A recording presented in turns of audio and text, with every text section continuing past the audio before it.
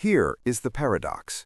The richest people in human history feel permanent, but history treats permanence as a temporary condition.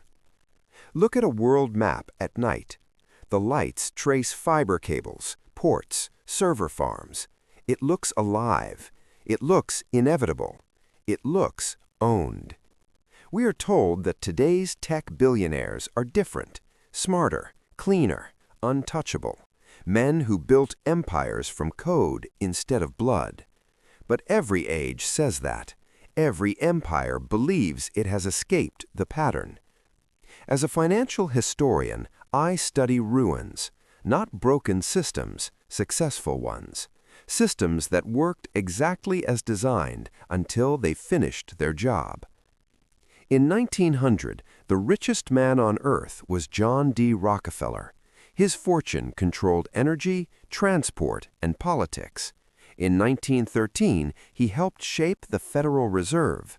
By 1937, his wealth was functionally capped by taxation, regulation, and antitrust. He didn't fail. The system moved on. In 1970, the most powerful corporations were oil, steel, and manufacturing giants. They built highways, suburbs, and wars. By the 1980s, inflation and debt hollowed them out, not by accident, by policy. Today, the giants wear hoodies. They sell convenience, connection, and optimism. But the architecture beneath them is older than they are. Watch a trading floor during a crash. Faces blur, screens flash red, liquidity evaporates. What looks like chaos is choreography. Modern financial systems were designed after the Great Depression. They were not built for fairness. They were built for survival of the system itself. Debt binds future labor. Equity concentrates present power. Law freezes advantage in time. This is not a glitch. It is the operating system. And here is the uncomfortable thought. If the system must survive, individual fortunes are expendable. Every billionaire believes their wealth is self-made. History disagrees. In the 15th century, Florence glittered with bankers. The Medici financed popes, wars, and art. They invented modern banking. They also invented modern collapse. By 1494, mobs stormed their palaces. Ledgers burned. Power shifted. The Medici name survived. Their fortune did not. Fast forward to 1929. American tycoons owned railroads, newspapers, and senators. When the market cracked, wealth vaporized, not because stocks fell, because leverage snapped. Leverage is a promise about the future. When the future refuses, the present implodes. After World War II, the United States redesigned the global economy. Bretton Woods, dollar supremacy, institutions with neutral names and political teeth. The IMF, the World Bank, systems that turned chaos into managed dependence. This mattered for billionaires because wealth no longer lived in factories, it lived in frameworks. By the 1990s, technology became the new frontier. Capital fled labor, code replaced steel, platforms replaced nations. The public saw innovation, states saw infrastructure. In 1998, the U.S. government dismantled Microsoft, not because it was evil, because it was too essential.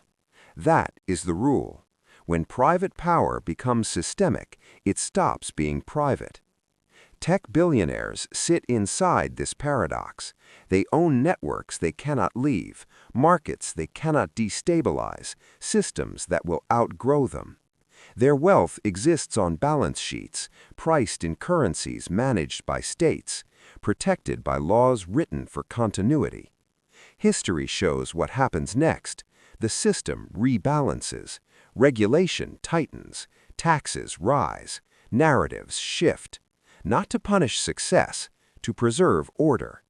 Fortunes fade quietly, institutions remain. That is not a threat, it is a pattern. The myth of tech wealth is speed. that code moves faster than law, that innovation outruns history. But systems move slower for a reason. They wait. In 2000, the dot-com boom collapsed. Pets.com vanished. Servers went dark. Paper millionaires returned to cubicles. What survived were not companies, it was the structure. Cheap credit, venture capital, stock options, the belief that growth excuses loss. That belief became policy. In 2008, the financial system failed publicly. Banks froze. ATMs were hours from silence. Governments stepped in, not to save greed, but to save the mechanism. Trillions were created, not earned, typed into existence. This changed everything. Asset prices inflated. Stocks, real estate, startups. Wealth rose without productivity, and tech billionaires rode the wave. They were framed as geniuses, but they were also beneficiaries of gravity. Zero interest rates are gravity for capital. Money floats upward. By 2020, 5 technology CEOs held more wealth than entire nations, not because value exploded, but because money lost weight. Then came the reversal. Inflation returned, rates rose, the tide pulled back. In 2022 alone, tech fortunes fell by hundreds of billions of dollars, not from failure, from recalibration. This is the hidden rule.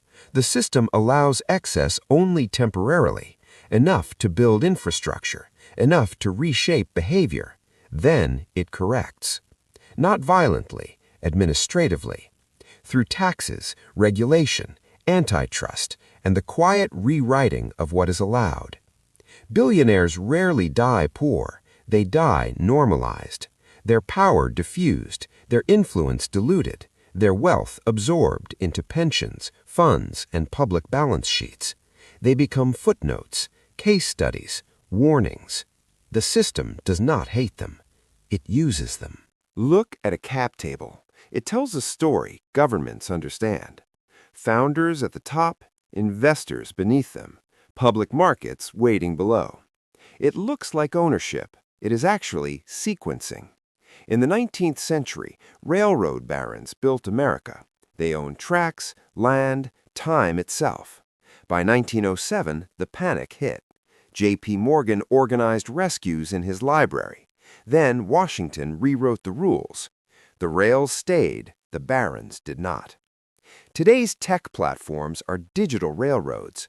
They move attention instead of coal, data instead of steel, but they are still choke points. And choke points attract control. When a platform becomes critical, it stops being a business. It becomes infrastructure. Infrastructure is never allowed to remain sovereign. In 1934, the U.S. regulated radio. In 1956, it broke up AT&T. In 1982, oil giants were fragmented. Each time, the argument was the same. Too important to fail, too powerful to own. Tech billionaires believe scale protects them.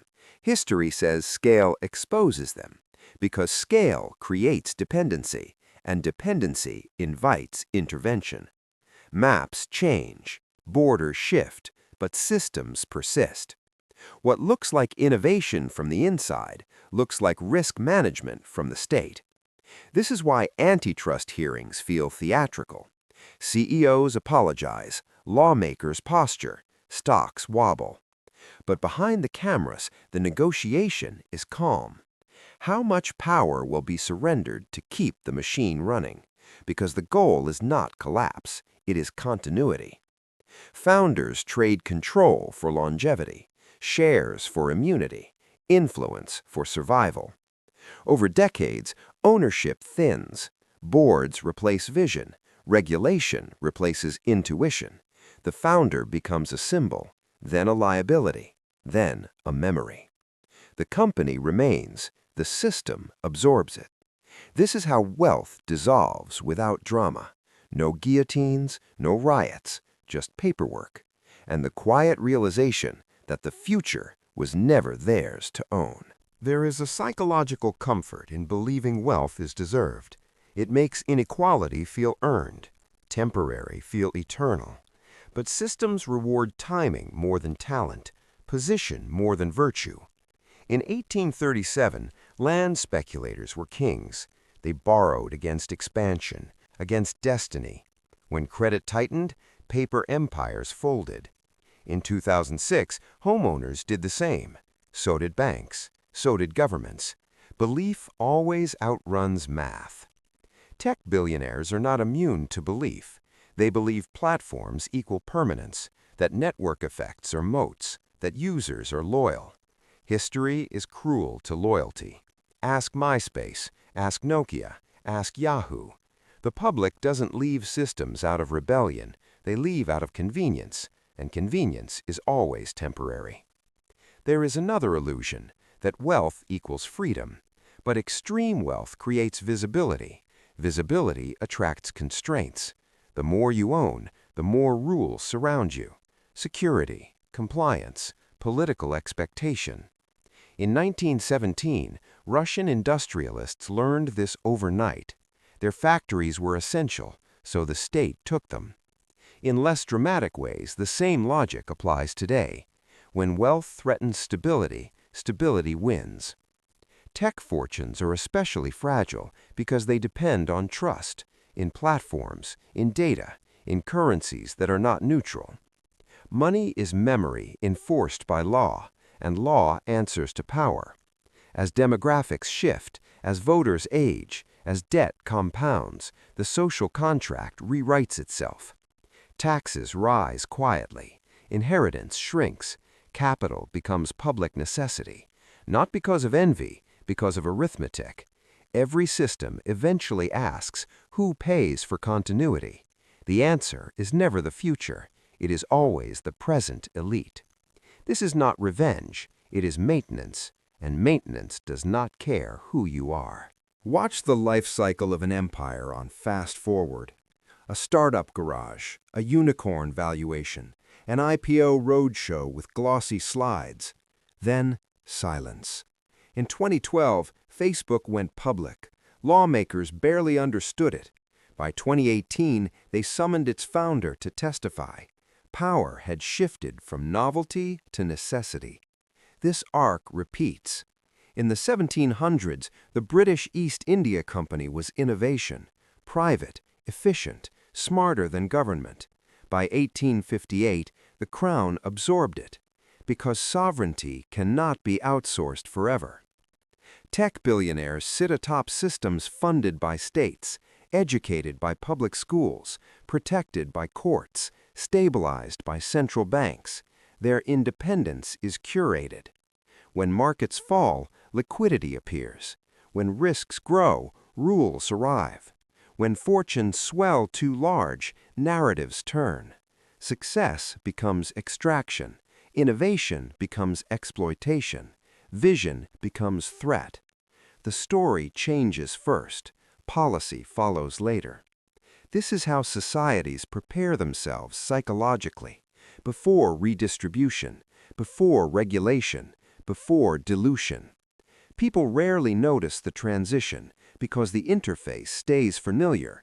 Apps still load, stocks still trade, the illusion of choice remains, but ownership thins, control fragments, margins compress.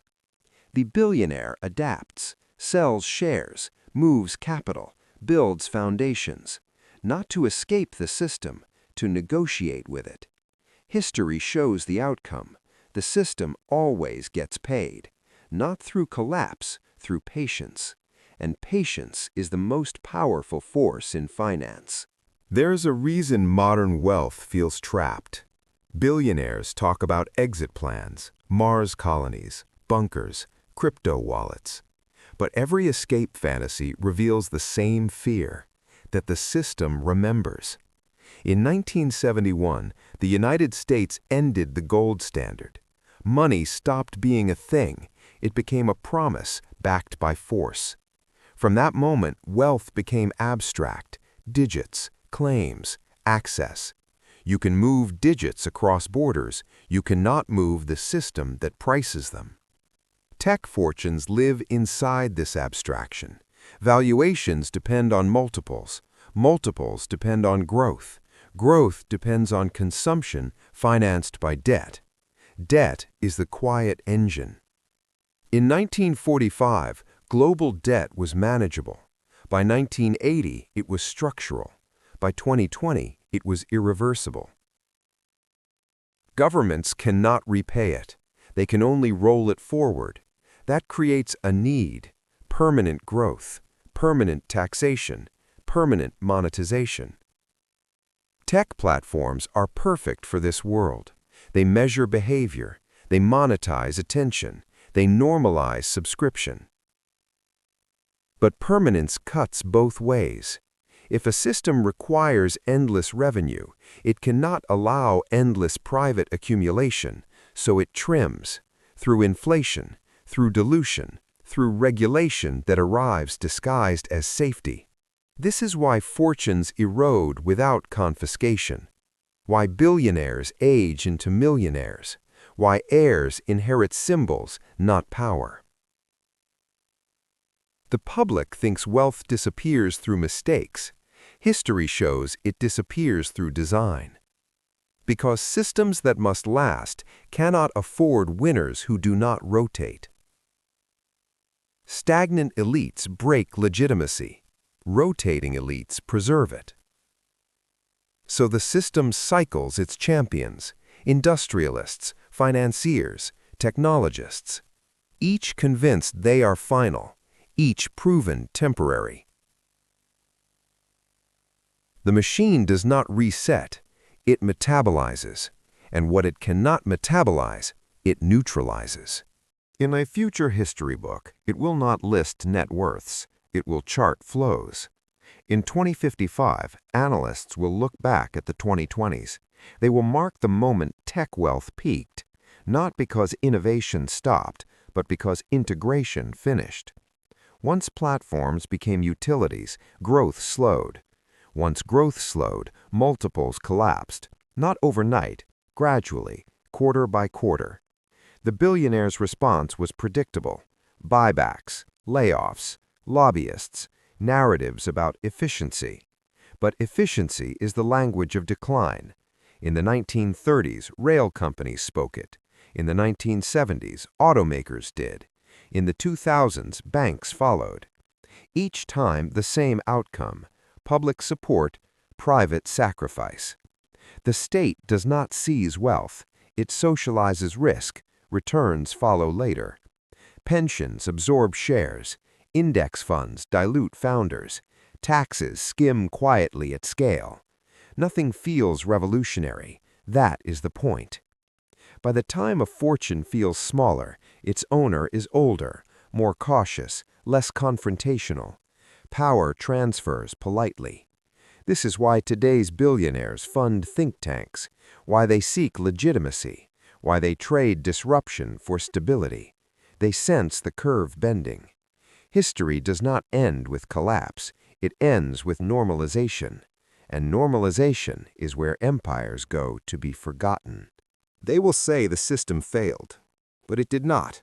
It did what it was built to do: convert innovation into infrastructure, risk into routine, fortunes into fuel. Tech billionaires were never meant to last. They were meant to accelerate adoption, to absorb volatility, to take the blame. Once behavior changed, once dependence locked in, the excess became unnecessary. History proves this with uncomfortable consistency. Venice lost its merchants. Britain lost its industrial lords. America lost its oil kings. Not through collapse, through relevance fading.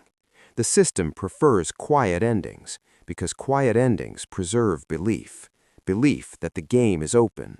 Belief that anyone can win. Belief that permanence is possible.